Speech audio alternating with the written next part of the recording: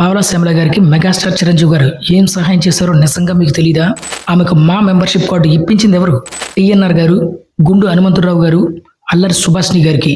వీళ్ళని ఆఖరి రోజుల్లో చూసుకుంది ఎవరు? చిరంజీవి గారిపై అలిగేషన్ వస్తే నిలబడేది ఇద్దరు మాత్రమేనా? అసలు మీకు బుద్ధుందా? ఇన్ని సేవా కార్యక్రమాలు చేసిన వ్యక్తి మీద పడి ఏడుస్తారా?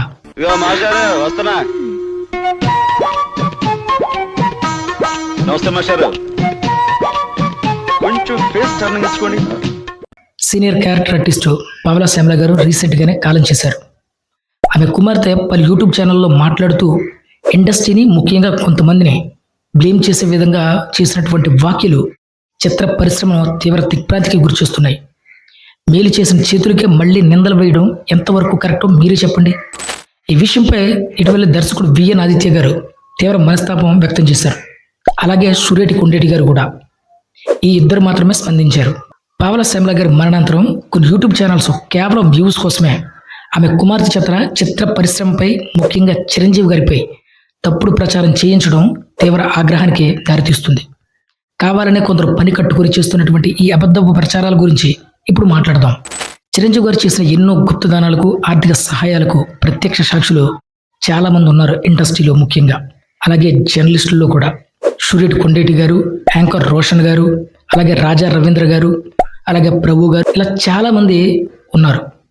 వీళ్ళందరూ కూడా ఏంటంటే ఎక్కడైనా ఏదైనా సమస్య అంటూ జరిగినా, లేకపోతే ఎక్కడైనా ఎవరికైనా అంటే మెగా అభిమానుల్లో కానీ ఇండస్ట్రీకి సంబంధించినటువంటి పర్సన్స్ ఎవరికైనా బాగోకపోయినా వెంటనే దాన్ని చిరంజీవి గారికి చెప్పి దానికి సంబంధించి ఆర్థిక సహాయం కానీ, లేకపోతే ఒక మెడికల్ పరంగా ఇబ్బంది పడుతున్నటువంటి వాళ్లకు అటువంటి ఇబ్బంది లేకుండా చిరంజీవి గారికి చేరవేసి ఆ సమస్యను వీళ్ళు పరిష్కరించేవారు.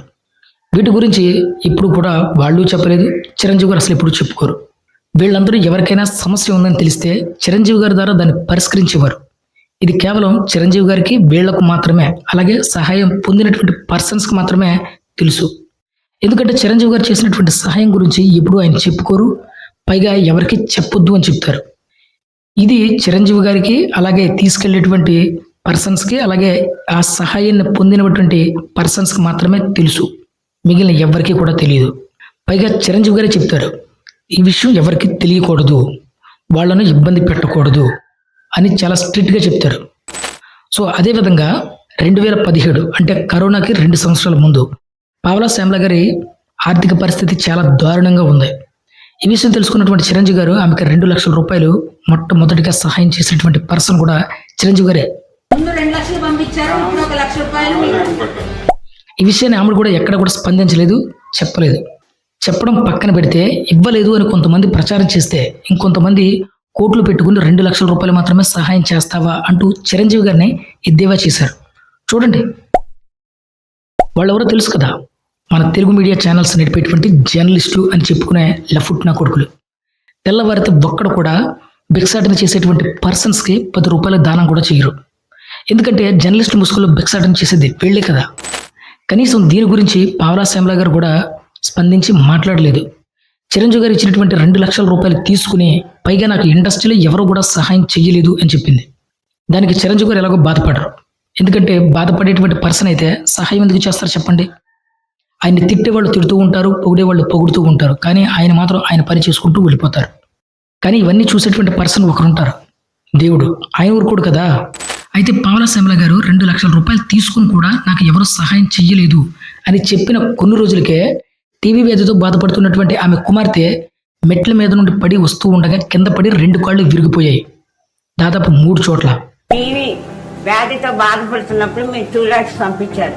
దాన్ని ట్రీట్మెంట్ చేసి తగ్గుతుండగానే కింద పడి కాలు 3 చోట్ల విరిగింది. అప్పటికే పావలా శ్యామల గారి కుమార్తె టీవీ వ్యాధితో బాధపడుతుంది. ఈ విషయం ఎవరికి తెలియకుండా పావలా శ్యామల గారు మేనేజ్ చేసేవారు. తెలిస్తే ఎవరు దగ్గరకు రారు అన్న భయంతో. 2 lakhs పంపించినప్పుడు అమ్మాయికి టీబీ వ్యాధి, అది నేను ఎవరికి చెప్పలా, అంటుకోవటానికి భయపడుతున్నారని. పావలా శ్యామల ఆమె కుమార్తె వారి మానసిక ఆందోళన వల్ల తమకు సేవ చేసే వారితో కానీ, చుట్టుపక్కల వారితో కానీ చాలా దురుసుగా ప్రవర్తించేవారట. దానివల్ల ఏ ఒక్క హోంలో కూడా కొద్ది రోజుల కంటే ఎక్కువ ప్రశాంతంగా ఉండలేకపోయారు.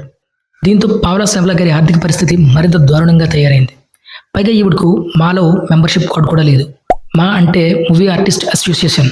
అట్లీస్ట్ మెంబర్షిప్ కార్డు అయినా ఉంటే ప్రతి నెల ఆమెకు పెన్షన్ అందేది. దాంతోపాటు కార్పొరేట్ ఇన్సూరెన్స్ కూడా ఆమెకు ఉండేది. ఆ విధంగా ఆమెకు వైద్యం ఖర్చులు కూడా ఎలాంటి ఇబ్బంది లేకుండా ఉండేది. కానీ ఆమెకు మా మెంబర్షిప్ కార్డు లేదు. మాలో మెంబర్షిప్ కార్డు కావాలంటే 1,1500 రూపాయలు చెల్లించాలి.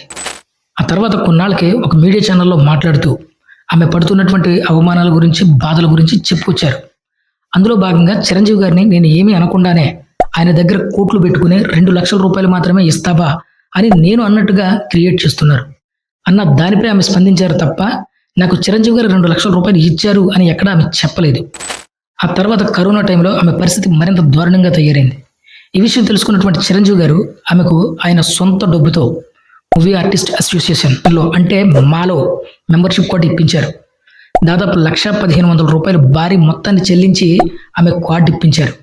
ఆ కార్డు వల్లే పావలా శ్యామల గారికి మా అసోసియేషన్ నుంచి ప్రతి నెల పెన్షన్ వచ్చేది. దాంతోపాటు ఆమెకు కార్పొరేట్ ఇన్సూరెన్స్ సదుపాయాన్ని కూడా కల్పించి ఆమె వైద్య ఖర్చులకి ఎలాంటి ఇబ్బంది లేకుండా చిరంజీవి గారు ముందే పక్కా ప్లానింగ్ చేశారు. ఆ మెంబర్షిప్ కార్డును సూర్యటి కొండేటి గారు, కరాటి కళ్యాణి గారు తీసుకుని వెళ్ళి ఇవ్వడం జరిగింది. మీరు చూడండి. చిరంజీవి గారు మీకు మా అసోసియేషన్ మెంబర్షిప్ ఇచ్చారు, ప్రతి నెల మీకు వస్తుంది. చిరంజీవి గారికి మీరు రుణపడి ఉన్నారు. ఆ మెంబర్షిప్ తీసుకున్న తర్వాత చిరంజీవి గారు నన్ను క్షమించండి, మీరు నాకు 2 లక్షల రూపాయలు సహాయం చేశారు, కానీ నేను మీకు థ్యాంక్స్ కూడా చెప్పలేదు, నా తప్పును క్షమిస్తారని కోరుకుంటున్నాను అని చెప్పారు. మైండ్ లేదు సార్, మీరు హృదయపూర్వకంగా క్షమించండి నన్ను. ఆ తర్వాత టీబీ వ్యాధితో బాధపడుతున్నటువంటి నా కూతురుకు కాలు విరిగింది అని అప్పుడు చెప్పారు. టీవీ వ్యాధితో బాధపడుతున్నప్పుడు మీరు 2 lakhs పంపించారు. దానికి ట్రీట్మెంట్ చేసి తగ్గుతుండగానే కింద పడి కాలు 3 చోట్ల విరిగింది. అందుకు ఆమె కృతజ్ఞత తెలుపుతూ క్షమాపణలు కూడా కోరారు. మీరే చూడండి. కృతజ్ఞతలు తెలుపుతూ క్షమాపణ కోరుతున్నానండి. అంతెందుకు, ఇప్పటి వరకు ఆమె బతుకున్నదంటే దానికి కారణం కూడా చిరంజీవి గారే. కరోనాకు ముందు, కరోనా తర్వాత, కాలం చేసే ముందు కూడా పావలా శ్యామల గారి వీడియోస్ ఒకసారి చూడండి.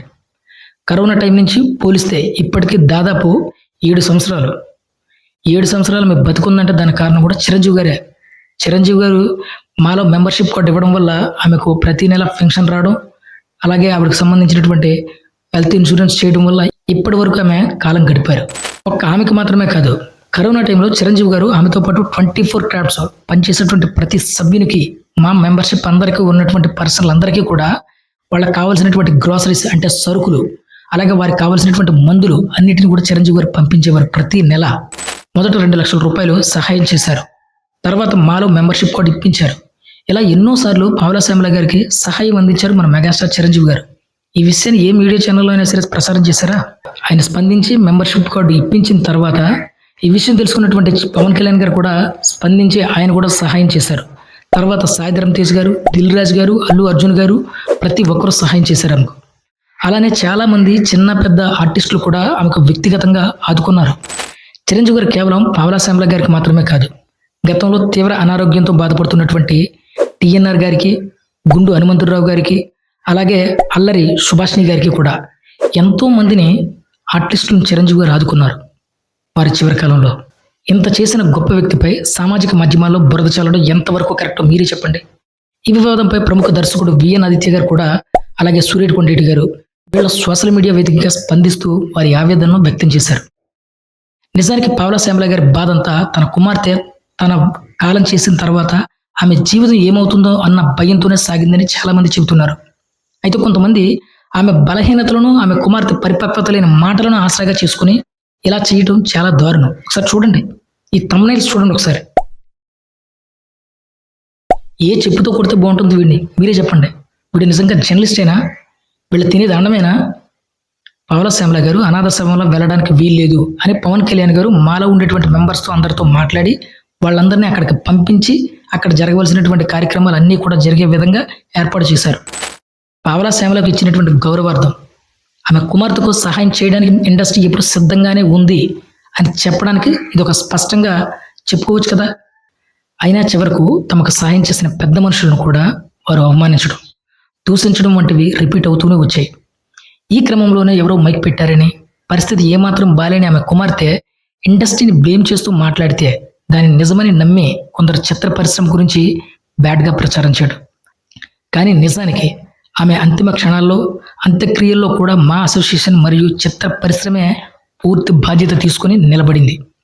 ప్రస్తుతం ఆమె కుమార్తె బాగోగులు కూడా మా సభ్యులు దగ్గరుండి చూసుకుంటున్నారు. సహాయం చేసి కూడా ఇలాంటి నిందలు పడాల్సి రావడం నిజంగా దురదృష్టకరమని చెప్పాలి. ఏదేమైనా చిరంజీవి గారు చేసినటువంటి సేవా కార్యక్రమాలు, గుప్తదానాలు తెలుగు సినీ చరిత్రలో ఎప్పటికీ మైలురాయిగా నిలిచిపోతాయి. ఇండస్ట్రీలో కష్టాల్లో ఉన్న ప్రతి చిన్న నటుడికి వెన్నుదన్నుగా నిలవడంలో చిరంజీవి గారు ఎప్పుడూ ముందే ఉంటారు. కేవలం తన సొంత ప్రయోజనాల కోసం కాకుండా సినిమా రంగాన్ని నమ్ముకుని ప్రతి కుటుంబ సభ్యుడు బాగుండాలనే చిరంజీవి గారి ఆశయం కూడా. కాబట్టి ఈ రకమైన అసత్య ప్రచారాలు చేస్తున్నటువంటి వార్తలను నమ్మే ముందు వాస్తవాలను తెలుసుకోండి. చిరంజీవి చారిటబుల్ ట్రస్ట్ ద్వారా రక్తదానం, నేత్రదానం వంటి ఎన్నో సామాజిక సేవా కార్యక్రమాలు నిర్వహిస్తూ లక్షలాది మంది ప్రాణాలు కాపాడిన ఘనత చిరంజీవి గారికి సొంతం. కాబట్టి ఫైనల్గా చెప్పేది ఏంటంటే, చిరంజీవి గారు ఆకాశం. ఆయన మీద ఊమి వేస్తే అది మీ మీదే పడుతుంది. ఆయనకు మీరు ఎంత బ్యాట్ చేయాలని చూసినా ఆయన క్షమించేస్తాడు. ఎందుకంటే ఆయన దేవుడు లాంటి వ్యక్తి. కానీ పైన చూస్తున్నటువంటి దేవుడు మాత్రం ఖచ్చితంగా మిమ్మల్ని క్షమించడు.